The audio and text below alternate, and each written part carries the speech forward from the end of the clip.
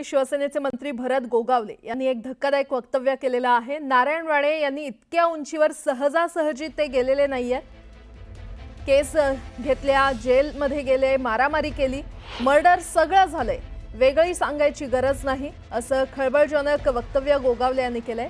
नारायण राणेंची वाटचाल सांगताना त्यांनी मर्डरचाही उल्लेख केलाय।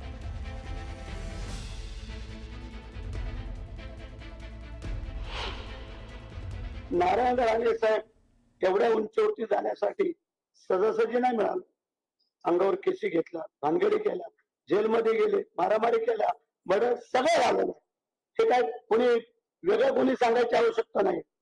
देवीला सांगत ना आम्ही भानगडी करा, आपल्याला जुळवून चालायचं, पण त्यांच्या पण काही म्हणजे थोडं आम्हाला पण जुळवून घ्यायला पाहिजे, हा आमचा सल्ला, बाकी काय नाही।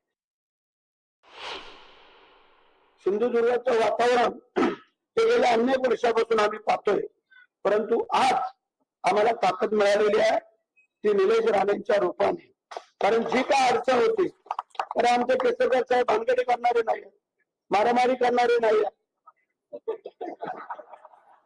जसाच तसं उत्तर देणार आहे ना। म्हणजे शिवसैनिकांनी भानगड केली ना तर शिवसैनिक होऊ शकत नाही।